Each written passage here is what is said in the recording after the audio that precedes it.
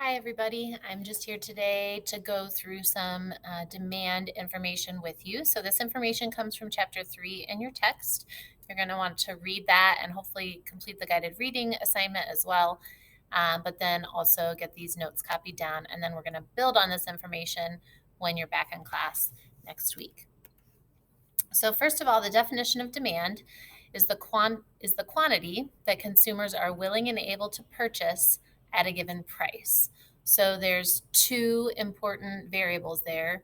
One is quantity, one is price. And in the law of demand, ceteris paribus, or other things equal, there is an inverse relationship between price and quantity. So as one goes up, the other goes down, and vice versa. Generally, the more expensive something is, the less people will want to buy it. And the less expensive something is, the more people want to buy it. There's a number of reasons why this happens, and your book outlines three. The first one just being common sense. We like to get a good deal, and people want to pay the lowest price. Second reason is the law of diminishing marginal utility, which we talked about in our last unit. So that idea, as you add more and more purchases, it actually increases your utility by a decreasing rate, that law of diminishing marginal utility. So then by definition, the more items that we purchase collectively, the less we're willing to pay for them. The other two items listed there are the income effect. This has to do with whether your income is increasing or decreasing. Generally, if your income's going up, there are certain things that you buy more of, and there are certain things you buy less of. We call those normal and inferior goods. And then if your income goes down, the opposite is also true. There are some things that you buy more of, some things you buy less of. The last one is the substitution effect, and this just has to do with the idea that if there's an item for which there are many substitutes, if one item becomes too expensive, you can just switch out another. And if that isn't true, if you don't have many substitutes for that item, then you tend to have some other effects on demand and quantity and price. And we'll get to that a little bit later in the unit. So this is what a demand curve looks like. A couple things that you should notice. First of all, we've got a y-axis here labeled P, that's for price. We've got an x-axis here labeled Q, that's for quantity.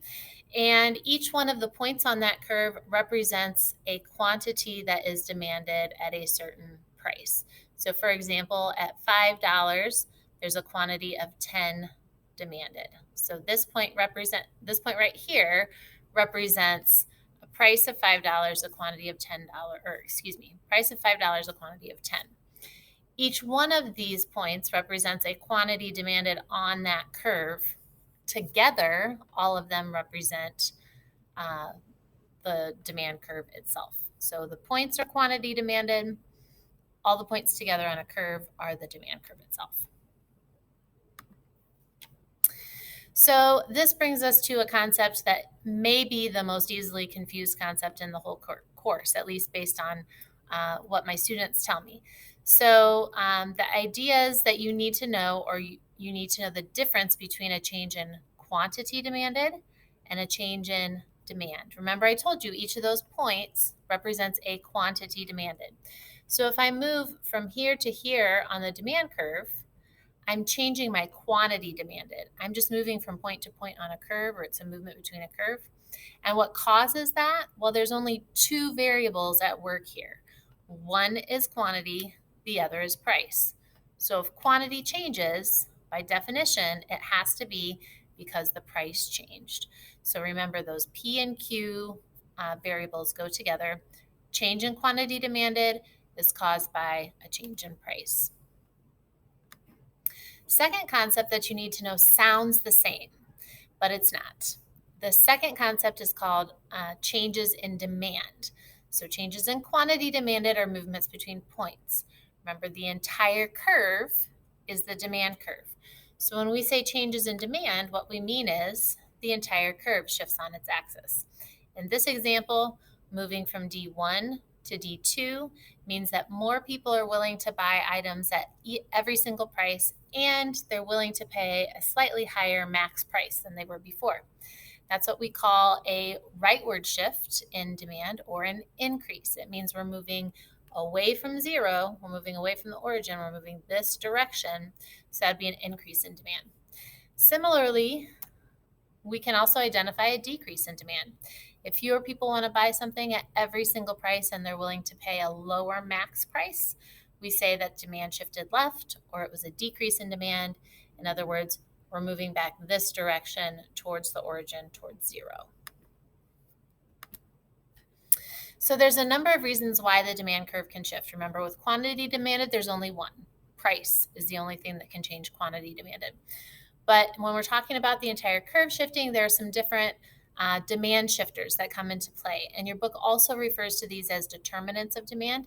Those two terms are synonyms: demand shifters, determinants of demand. I like demand shifters because it describes what these things are doing. So the first demand shifter is consumer tastes and preferences. There's things that come into and out of style, and as tastes and preferences, become more or less for a certain item, people will buy more and less of it. For example, not as many people buying silly bands today, not as many people buying fidget spinners. Think of whatever the latest fad was a year ago, and chances are today the demand has decreased for that item. The second thing that can shift the demand curve is the number of buyers. This sounds logical and common sense. Of course, if you have more people buying something, demand goes up. Less people buying something, demand goes down. However, what they mean here specifically is a population shift. So that could be literal. That could mean we have more people in the population, maybe through immigration or an increased birth rate. That could also be figurative. It could be that the socioeconomic makeup of our population changes. And so maybe you have more wealthy people that are willing to buy certain items, or more people in the middle class or struggling with poverty that are more likely to buy certain items. It could also have to do with racial or ethnic makeup. If the racial or ethnic makeup of our population changes, there might be certain things that certain populations of people want to buy in more or less quantities. So any of those demographic changes can be attributed to the number of buyers. A third demand shifter is income. Again, this sounds like common sense. Generally, the more money you make, the more of something you buy, and the less money you make, the less of something you buy. But there's a few kind of subtle differences when it comes to income, and that has to do with the idea of normal and inferior goods. Normal goods, demand for normal goods vary directly with your income. So if something is a normal good, when your income goes up, your demand for it will go up as well. And if your income goes down, like you lose your job or you take a pay cut, your demand for those items will go down. Inferior goods, however, vary inversely with income. So as your income goes up, you buy less of these items, and vice versa. For example, normal goods, and a good example would be, that big screen TV. Maybe you want a big plasma screen TV. You're going to live with your, smaller TV for now. But if you get a raise, chances are you're going to go out and buy a new TV. And the opposite would happen if you lost your job. You would put off that purchase, or maybe even sell the TV you already bought. So if your demand for an item goes up when your income goes up, that item is a normal good. Examples of inferior goods, things that people buy. You guys are about ready to go into college, which means you're going to have to be very frugal to make ends meet and get yourself fed so that you can finish your studies. So a great example of an inferior good when it comes to college are ramen noodles. You may eat a lot of ramen noodles in the next 4 years, but once you graduate from college and you have you're gainfully employed, chances are your demand for ramen noodles is going to go down. You may have them occasionally, but it's not going to be a staple of your diet because you'll be making more money. That's an example of an inferior good. Two other demand shifters are the price of related goods. This is where the substitution effect comes in. There's two ways goods can be related. One is as complements, meaning goods can be used separately but are most often used together. Great example of this would be gas and tires. So you can use those two things separately, but most often they're used in the context of a vehicle. Generally, if gas prices go down, you're going to drive more. And when you drive more, you're going to put more miles on your car and your tires. Consequently, your tires are going to wear out faster. The opposite is also true. If gas prices go way up, you drive less, you don't wear out your tires as quickly, your demand for tires goes down. That's a pretty complex example. Some other common complements would be things like peanut butter and jelly, eggs and bacon, shoes and socks, generally things that you can use separately but are most often used together. The other type of related goods excuse me, are substitutes. So substitutes that are goods that are used in place of each other. Going back to the car analogy, maybe you drive a flex fuel car, which means you can either fill it with ethanol or you can fill it with gasoline. If you go into the gas station, you're going to look for which price is lower. If ethanol is cheaper, you're going to buy more of that, and your demand for gas will go down. If gas is cheaper, you're going to buy more gas, and your demand for ethanol will go down, and vice versa. So the complements and substitutes, the way that goods are related, can also impact the demand curve. Last one is expectations. Whether you realize it or not, you're constantly scanning the horizon for what might be coming up and what might be happening. So for example, let's say that you hear a report on the radio that next week, in anticipation of Labor Day, gas prices are going to skyrocket. They're predicting that gas prices are going to be really expensive.